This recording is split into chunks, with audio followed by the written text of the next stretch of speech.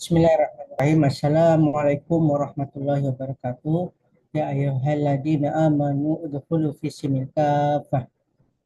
Pemirsa yang dirahmati Allah, ya, ini segmen baru yaitu segmen baca buletin dakwah kafah.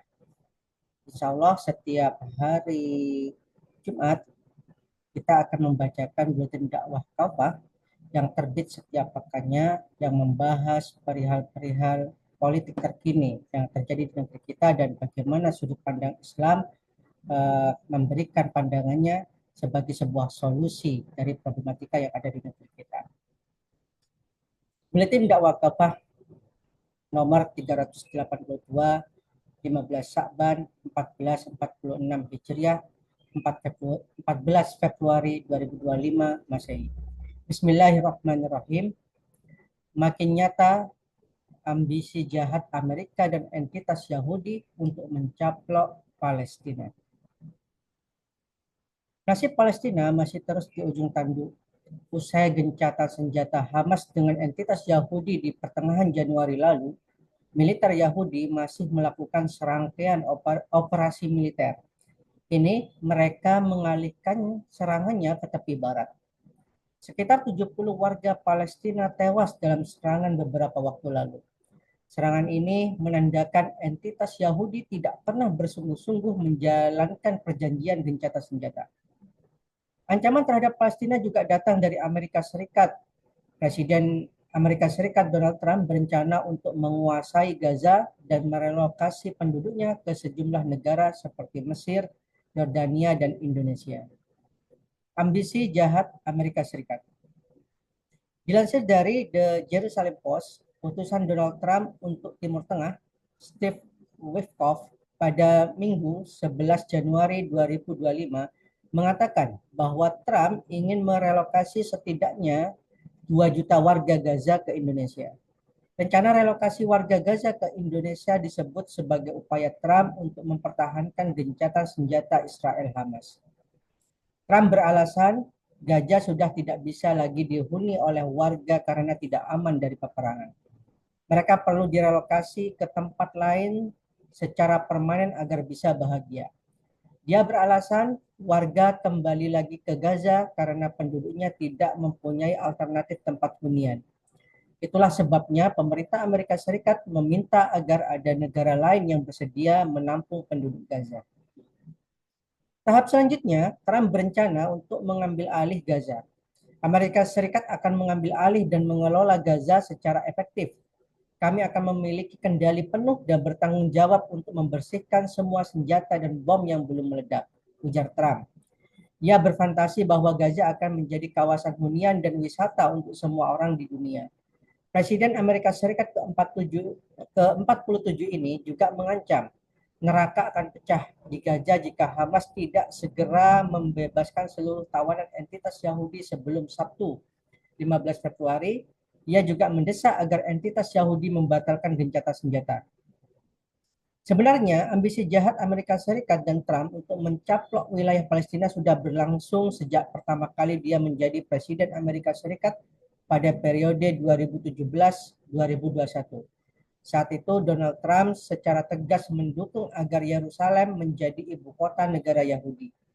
Lalu, untuk memberikan tekanan lebih besar lagi kepada penduduk Palestina, Amerika Serikat memotong semua pendanaan untuk Badan Pengungsi Palestina, pendanaan untuk Badan Pengungsi Palestina PBB, UNRWA pada 2018. Kemudian pada tahun 2019, Trump membalikkan kebijakan Amerika Serikat selama puluhan tahun dan mengatakan bahwa dataran tinggi Golan yang diduduki oleh wilayah Israel melalui Menteri Luar Negerinya Mike Pompeo, Amerika Serikat dengan keras menyatakan bahwa pendirian permukiman sipil Israel di tepi barat tidak bertentangan dengan hukum internasional. Begitulah Amerika Serikat di bawah kepemimpinan presiden-presiden mereka, terutama Donald Trump. Amerika Serikat secara terbuka menyatakan dukungan mereka terhadap penjajah Zionis Yahudi untuk terus mencengkramkan kuku tajamnya atas Palestina. Relokasi bukanlah solusi. Oleh sebab itu, rencana relokasi penduduk Gaza adalah makar berbahaya yang wajib ditentang. Pandangan sebagian Muslim bahwa penduduk Gaza memang wajib berhijrah dari negerinya karena teraniaya juga pendapat yang batil. Pendapat ini justru mendorong pencaplokan wilayah Palestina lebih luas lagi. Sesungguhnya Allah Subhanahu wa taala telah mengizinkan kaum muslim untuk berperang mempertahankan diri, harta dan negeri mereka dari serangan musuh. Allah Subhanahu wa taala berfirman, "Udina lil ladina yuqataluna bi annahum dulimu wa innallaha ala nasrihim laqadir." Telah diizinkan berperang bagi orang-orang yang diperangi karena sesungguhnya mereka telah dianiaya.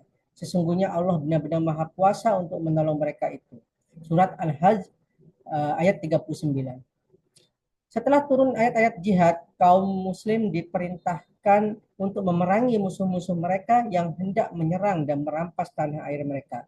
Kaum muslim pun diperintahkan untuk mengusir musuh-musuh mereka itu sebagaimana mereka mengusir kaum muslim. Allah Subhanahu wa taala berfirman, "Waqtuluhum haitsu saqiftumuhum wa akhrijuhum min haitsu akhrajukum." Perangilah mereka di mana saja kalian jumpai mereka dan usirlah mereka dari tempat mereka telah mengusir kalian. Al-Baqarah ayat 191. Perintah berjihad untuk mengusir penjajah bukan saja berlaku bagi penduduk yang terjajah, tetapi juga bisa meluas kepada kaum muslim di sekitarnya. Syekh Said bin Ali Wahab Al-Qatani dalam kitab Al-Jihad fi Sabilillah menjelaskan, jika musuh telah memasuki salah satu negeri kaum muslim, maka fardu ain atas penduduk negeri tersebut untuk memerangi musuh dan mengusir mereka. Juga wajib atas kaum muslim lain untuk menolong negeri itu jika penduduknya tidak mampu mengusir musuh. Hal itu dimulai dari yang terdekat, kemudian yang terdekat. Al-Qatani, Al-Jihad fi Sabilillah Ta'ala, halaman 7, Maktabah Samilah. Karena itu, bentuk dukungan kaum muslim terhadap penduduk Palestina bukanlah dengan mendorong relokasi. Kewajiban umat muslim yang mesti ditunaikan saat ini adalah membuka perbatasan negeri-negeri mereka untuk mengirimkan bantuan logistik seperti pangan dan obat-obatan untuk warga Gaza.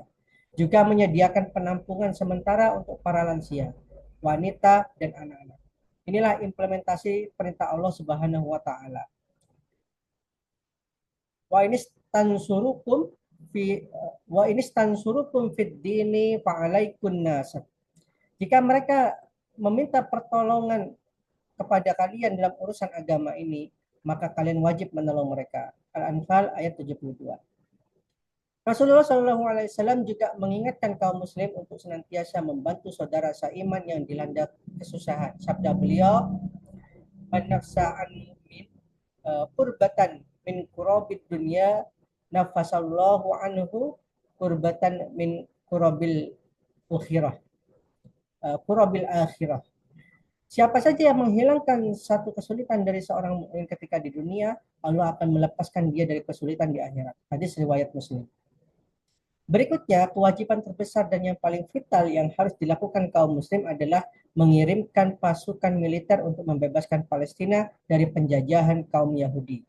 Perintah jihad telah diturunkan Allah Subhanahu wa taala untuk memerangi kaum kufar yang memerangi kaum muslim. Allah Subhanahu wa taala berfirman, "Famani tada alaikum fa'tadu alaihi bimisli ma tada alaikum." Siapa saja yang menyerang kalian, seranglah dia secara seimbang dengan serangannya terhadap kalian. Al-Baqarah ayat 194. Langkah inilah yang harusnya dilakukan oleh para pemimpin negeri-negeri muslim. Inilah solusi tuntas atas persoalan yang terjadi di Palestina. Palestina milik umat muslim. Umat harus memahami bahwa Palestina adalah persoalan kaum muslim, bukan semata-mata masalah bagi penduduk Gaza maupun tepi barat saja. Krisis yang terjadi di sana bukanlah krisis bangsa Palestina, juga bukan semata-mata krisis kemanusiaan. Ini adalah musibah yang menimpa kaum muslim. Nabi Muhammad SAW bersabda, "Masalul mu'minina fi tawaddihim wa tarahumihim wa ta'adu fihim masalul jasad. Idas taqa minhu udwun tada'alahu sa'irul jasadi bis sahari wal humma." Perumpamaan kaum muslim dan perilaku saling mencintai, berkasih sayang dan tolong menolong di antara mereka adalah seperti satu tubuh. Jika ada satu tubuh, jika ada satu bagian tubuh mengalami sakit, maka sekujur tubuh itu merasakannya dengan tidak dapat tidur dan merasakan demam. Hadis riwayat muttafaq alaih. Tanah Palestina adalah tanah air kaum muslim sejak era Khilafah Umar bin Al-Khattab radhiyallahu anhu. Haram membiarkan tanah ini dicengkram oleh penjajah Zionis Yahudi. Merelokasi pengungsi Palestina ke negeri-negeri lain adalah tindakan yang haram. Ini sama artinya dengan memberikan tanah kaum muslim secara cuma-cuma kepada kaum penjajah. Kaum muslim juga harus menolak semua kebijakan yang menjadikan wilayah Palestina berada di bawah kendali pihak asing, termasuk PBB sekalipun. Resolusi PBB nomor 181 tahun 1947 telah menjadikan Yerusalem sebagai wilayah yang berada di bawah kewenangan internasional. Keputusan PBB ini adalah makar dari negara-negara barat yang ingin melepaskan status Yerusalem sebagai bagian dari negeri kaum muslim. Ironinya, hari ini para penguasa negeri-negeri muslim justru memperlihatkan sikap tunduk pada kecongkakan negara-negara barat dan institusi boneka mereka. Alih-alih mengirimkan pasukan untuk berjihad mengusir entitas Yahudi, para penguasa muslim malah merendahkan diri mereka sendiri di hadapan Zionis Yahudi dengan menawarkan perdamaian. Padahal Allah Subhanahu wa taala mengingatkan dengan firman-Nya, "Fala tahinu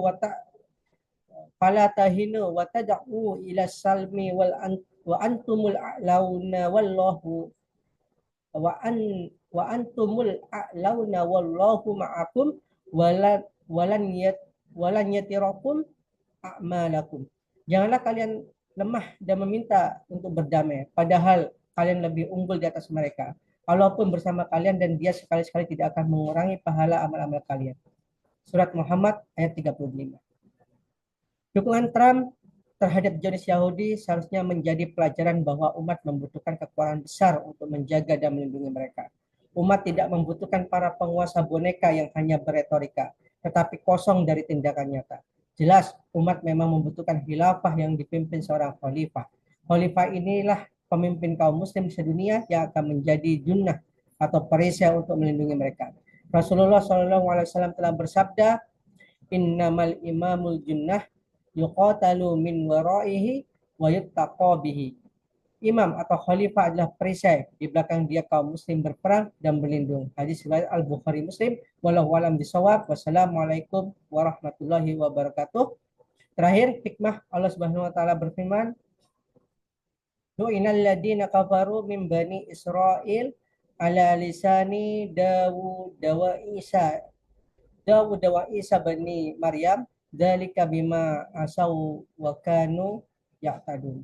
Telah dilaknati orang-orang kafir dari Bani Israel melalui lisan Daud dan Isa putra Maryam, yang demikian disebabkan karena mereka durhaka dan selalu melampaui batas. Surat Al-Maidah ayat 78.